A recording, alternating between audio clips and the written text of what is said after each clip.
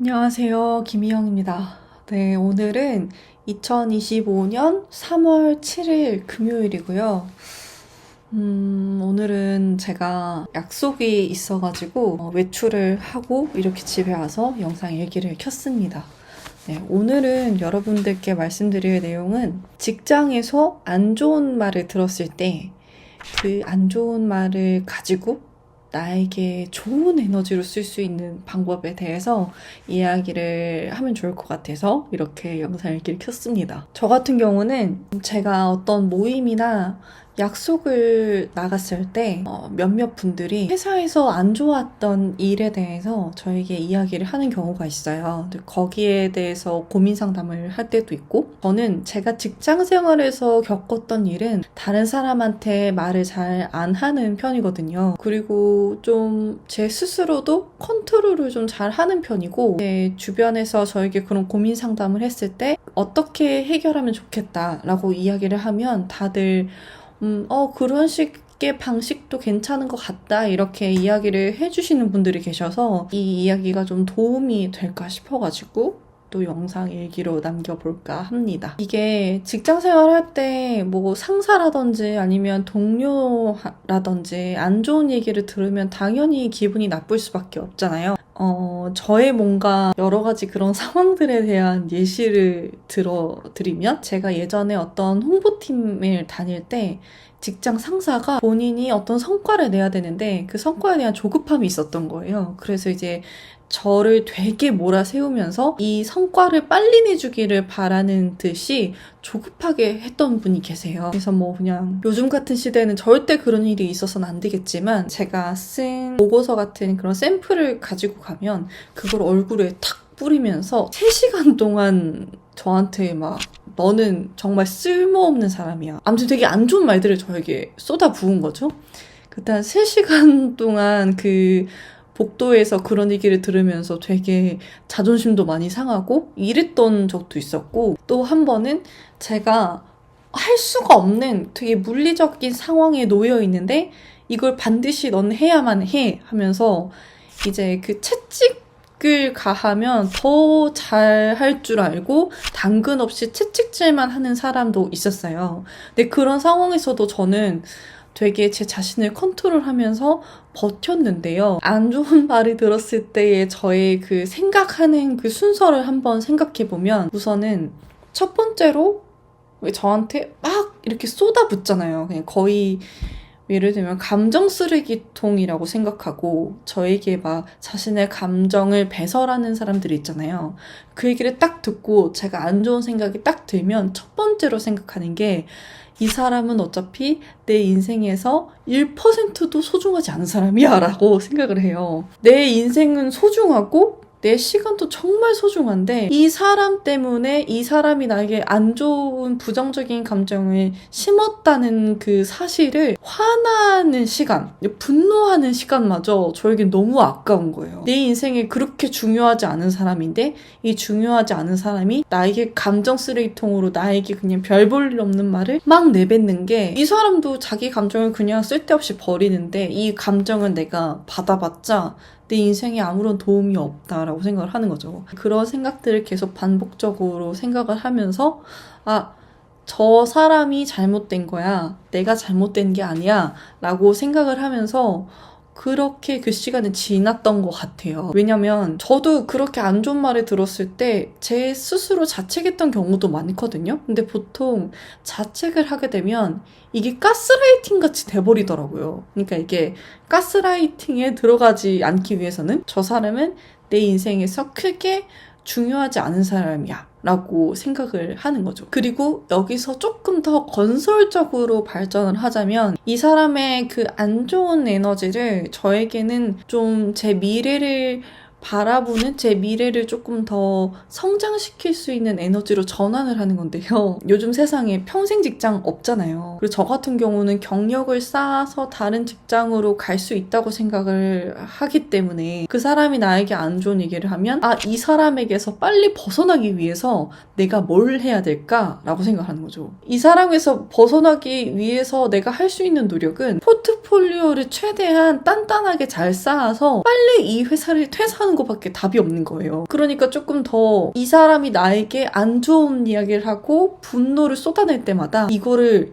제 자신에게 체화시켜서 내가 이 상황에서 벗어나기 위해서는 여기서 경력을 쌓아서 다른 직장에 이직을 했을 때 연봉 협상으로 올려서 갈 생각을 하는 거죠.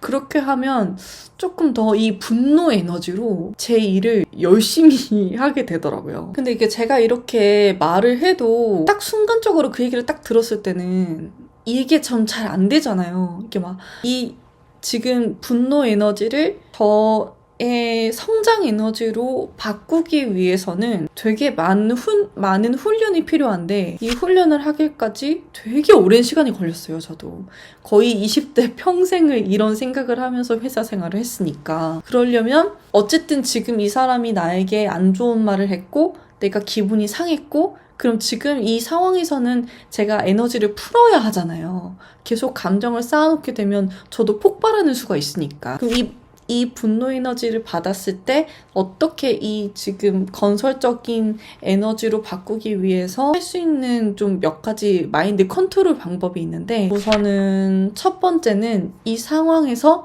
제가 떨어져 보는 거예요. 제 3자 입장이 되어서 내가 만약에 그러니까 지금 제 상황에서 유체 이탈을 하는 거예요. 그래서 그 사람과 저의 상황을 놓고 봤을 때 누가 조금 더 잘못했을까? 내가 정말 이 일을 잘못했을까? 라는 걸 객관적으로 보고 저의 문제점을 좀 파악하려고도 했고요. 그렇지만 그래도 기분이 너무 안 좋다 할 때는 계속 무언가를 적었어요. 저는 그래서 어떤 하루 일과를 마무리를 하면 일기를 쓰곤 했는데 결국에는 그 일기가 나중에는 책으로 만들어질 만큼 꾸준히 그 글을 썼어요. 그 글이라는 게 이게 어떤 글을 쓰느냐에 따라 다른데 저 같은 경우는 울면서 그 상황을 극복을 했거든요. 그러니까 어떤 사람은 욕을 쓸 수도 있겠죠. 아 진짜 그 나쁜 놈 하면서 이제 막 상사 욕을 하면서 푸는 사람도 있겠지만 저는 이 눈물을 흘리면서 감정 해소를 했었는데 그게 예전에 제가 치유하는 글쓰기라고 해서 독립서점에서 진행했던 치유 글쓰기 프로그램이랑도 비슷한 개념인데 그때는 저를 되게 비련의 여주인공 같은 상황으로 놓아두는 거예요. 그래서 그 상황에 대해서 엄청나게 힘들다. 내가 너무 힘들어. 나 진짜 너무 죽을 것 같아. 라는 감정을 끌어올려서 글을 써요. 근데 이제 저는 최대한 그 상황을 생각을 안 하려고 그 안 좋았던 부정적인 말을 들었던 상황을 생각을 하지 않기 위해서 다른 상황을 가정을 해서 글을 썼는데 뭐 예를 들면 내가 정말 사랑하는 사람이 당장 내일 죽는다. 라는 설정을 가지고 그럼 제가 이 사람을 다시는 앞으로 볼 수 없잖아요. 아니면 제가 정말 사랑하는 저희 부모님이 갑자기 어느 날 이 세상에 없어진다라든지 이런 상황.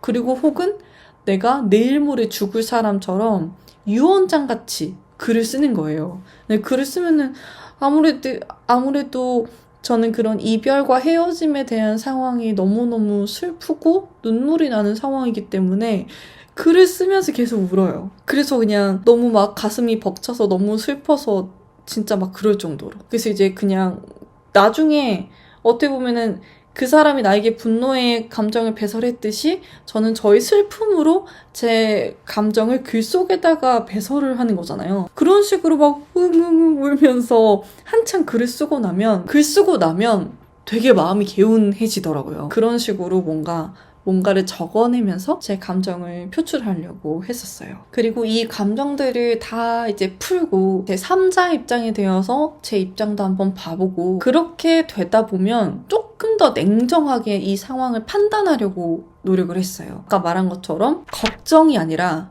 고민을 하는 거죠. 이 사람이 나한테 이런 말을 했어.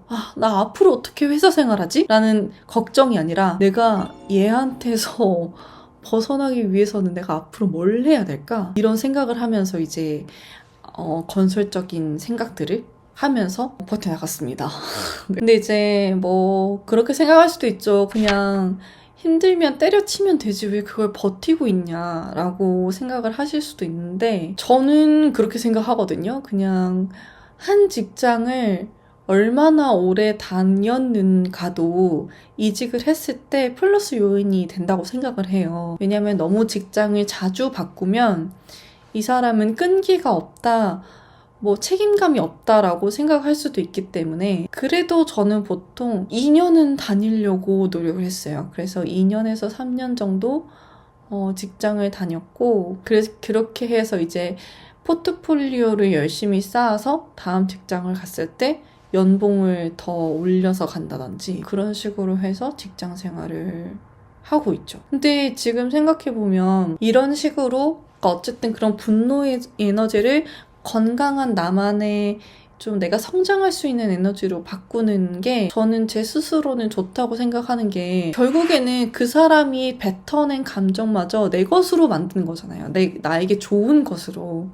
그러니까 이게 마음에 담아둔다고 해서 해결될 일이 아니기 때문에 어쨌든 나는 이 감정을 해소해야 하고 근데 그 해소하는 방식이 이렇게 건강하고 어디 보면 나를 발전시킬 수 있는 방법이라면 저에게는 좋은 채찍, 그냥 일방적으로 맞고 그런 뭔가 말의 폭력이 아니라 나에게는 또 성장할 수 있는 다른 동력의 에너지를 준다라는 점에서 생각을 해봤을 때 이런 뭔가 그 관점도 나쁘지 않다고 생각을 해요. 왜냐면 결국에는 이 직장에서 만난 사람들은 이 직장 생활 하면서 느껴보니까 정말 친했던 사람도 직장을 그만두고 다른 직장으로 가게 되면 연락이 잘 안 되더라고요. 그러니까 연락하기가 어렵죠. 그렇지만 이제 이렇게 나에게 나쁘게 대하고 안 좋게 말했고 이런 사람도 나중에 지나보면 왜 그렇게 말을 했을까가 이해가 되더라고요. 제가 이 지금 영상일기의 첫 머리에 말씀드렸던 것처럼 저에게 3시간 동안 막 제가 쓴 보고서를 제 머리에 탁탁 치면서 막 이야기했던 그 사람도 당신은 너무 믿고 너무 스트레스 받고 왜 이렇게까지 힘들게 직장 생활을 해야 되지? 라고 생각을 했지만 지금 또 지나고 나서 생각을 해보니 왜 그 사람이 그렇게 조급하게 했을까라는 것도 이해가 되더라고요. 그래서 지금 되게 장황하게 긴 얘기들을 많이 했는데요. 지금까지 한 얘기들을 좀 종합을 해보면 이게 이 부정적으로 나에게 하는 말을 내 스스로는 성장할 수 있는 기회, 성장의 기회로 전환하면 좋겠다는 말씀을 드리고 싶습니다. 그러니 어쨌든 부정적인 말을 들었을 때는 이 말을 가지고 어떻게 하면 내가 발전할 수 있는 연료로 바꿔서 쓸 수 있을까라는 생각을 하게 되면 조금 더 내 미래를 강하고 단단하게 만들어갈 수 있지 않을까 라는 생각이 듭니다. 어쨌든 내가 상처를 받지 않고 단단해져 가는 게 중요한 거니까요. 이렇게 저의 또 생각을 영상일기에 남겨봤습니다. 여러분들은 부정적인 이야기를 들었을 때 어떻게 극복하시나요? 저만의 이런 방식이 있고 또 여러분들이 극복하는 방식이 있듯이 이제 서로가 상처받지 않고 살아가는 인생이 된다면 더 좋은 인생이 될 것 같아요. 이렇게 저의 영상일기는 여기서 마쳐보도록 하겠습니다. 또 다음 영상일기 때 만나요, 여러분. 안녕, 좋은 밤 되세요.